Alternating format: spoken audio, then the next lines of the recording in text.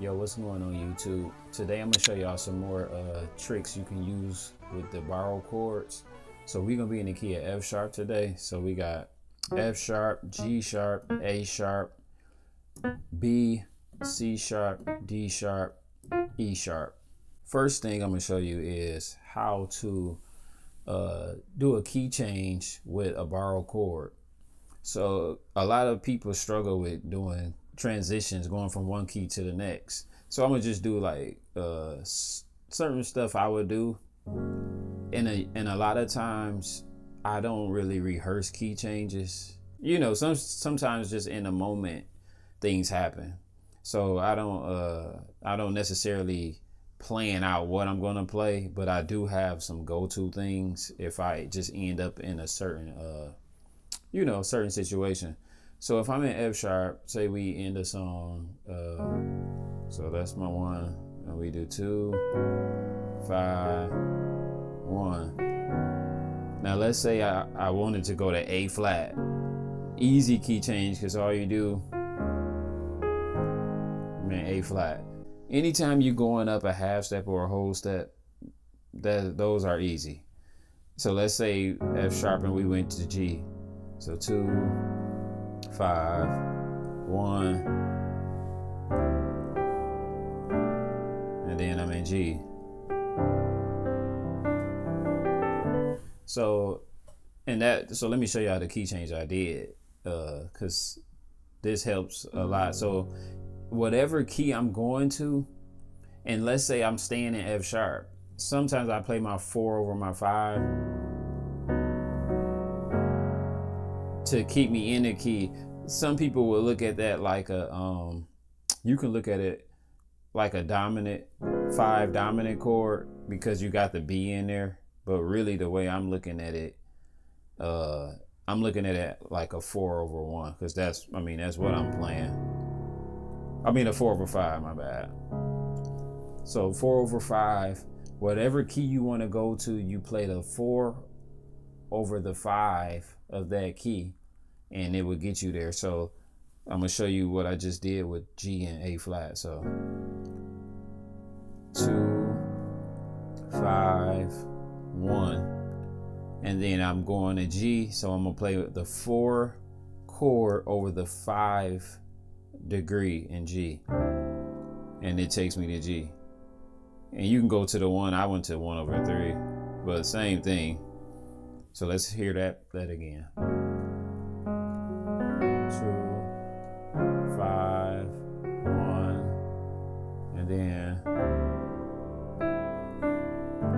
it takes you there. So in A flat, getting to A flat, same thing. So 1, 2, 5, 1, and then the 4 over the 5 of A flat, and it takes you right to that key. And that can get you anywhere. So let's just do something dramatic. So 2, 5, 1, and I'm gonna go to D major, and I'm in D. So that's a good way to change keys. Now that's more what I just did is like if you in a song and you just modulating within a song. But if I ended the song on the 1, you could do some, because now I have to transition to get out of there. You could do certain stuff.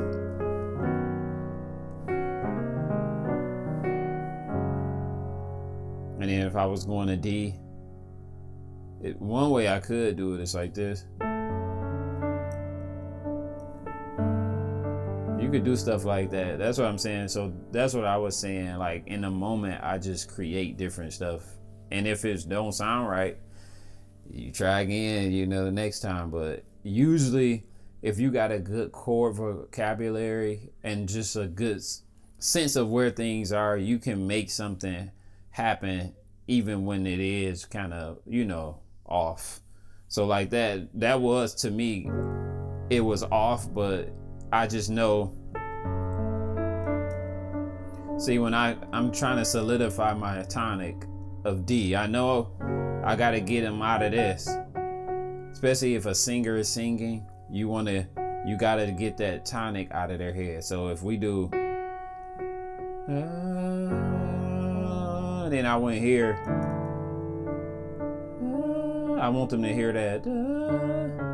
So you can do, and then that's when you try to just kind of keep the.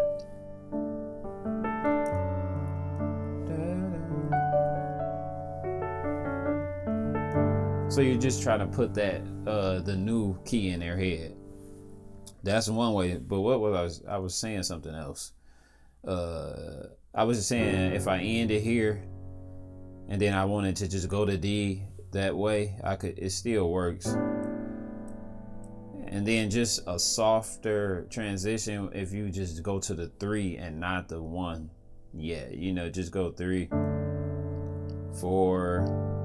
You could do 7, 5/7. And I would maybe do it again, and this time just alter something. So I could do 3. Instead of going to the 4, you can go to the 2. And then like maybe 1/7. And then to the 1, you know, just to create some type of transition, some type of, you know, storyline or melodic line, however you want to look at it. So that's, you know, a simple way to get to any key from any key.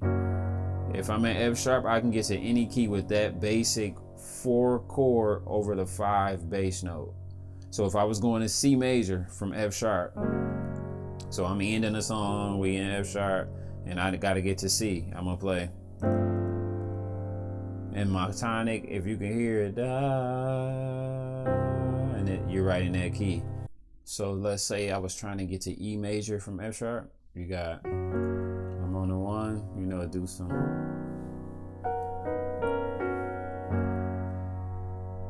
And then I would do, and they would say, and I'm in E. So that that key change can get you to any key. There are some key changes that you can only get to certain keys from where you are. Like if I did this, now this is where borrow chords come in as far as using them to get to different keys. And let me just show you what I'm saying so you can see. So I'm in F sharp. Let's say I want to get to C sharp. It's 2 things that I'm thinking in my head when I'm telling y'all this. I'm getting to C sharp regardless to the chord, but this can also take me to the key. I can look at it like I'm changing the key. And it's kind of what I just showed you with that chord, but look at this. And this is like key stuff that you want to get into your playing, because you know, it's like once you have access to all the different keys or know how to access them, you just become unlimited in ideas. So if I'm in F sharp and I want to get to C sharp, I can do a major 2 in F sharp. So G sharp is my 2. If I do a G sharp major over 1,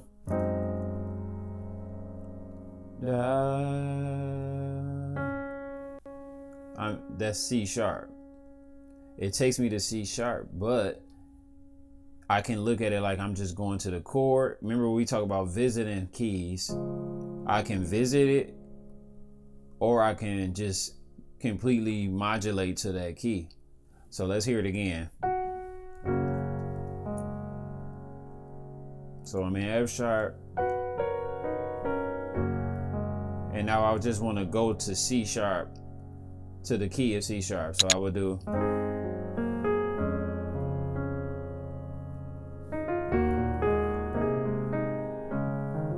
And it's seamless. Like you would think going from F sharp to C sharp is going to be to the ear like so distracting. Like, because we know we, in those worship moments, we treat those so delicate. Like I can't do something like this in a worship moment. So I'm in a 1 and I want to get to, I'm going to just say C sharp again. I mean, if I didn't know how to get there smoothly, I might what would I do? I mean, I don't even know, but let's just do something crazy. So if I did, because sometimes some people just don't know what to do.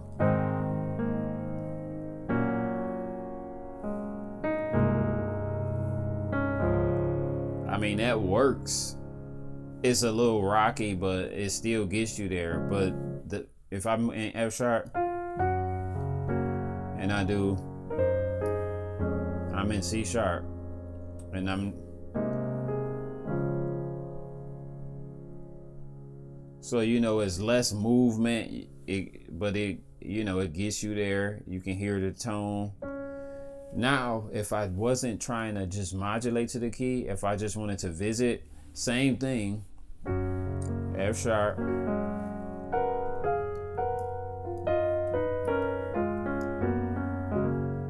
I would do. And then watch this.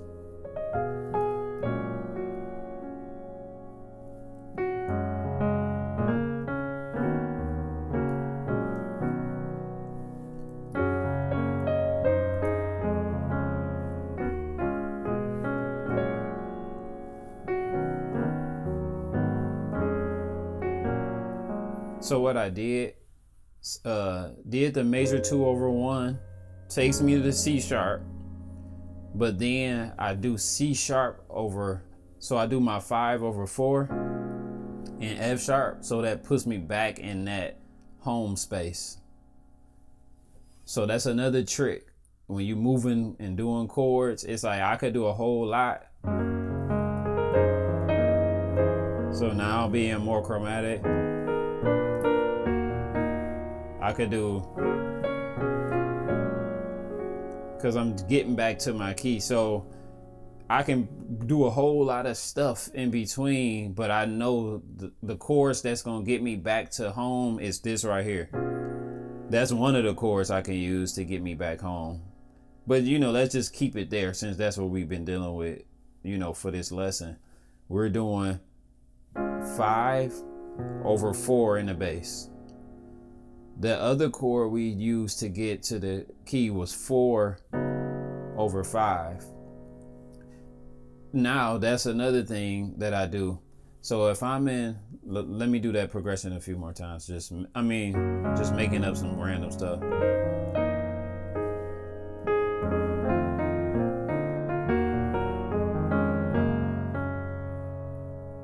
Something I would do is, so both of those key changes that I just showed y'all, the 4 over 5 and the 5 over 4, if you play those, and then it just takes you to that key. But it sounds better when the bass does. So you're doing, so that's another way you can, get out of like the soloing aspect of it. If I'm just moving around,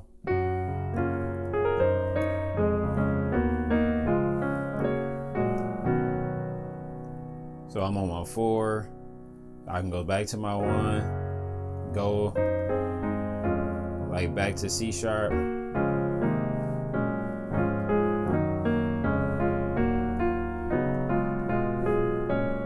now I'm back in F sharp again. So I'm just playing random chords, but I just know when I get to here or get to there that it's putting me back in F sharp. So that's just, a little trick you can do with borrowed chords as far as like modulating goes. And I think that, that would definitely help take your playing to another level.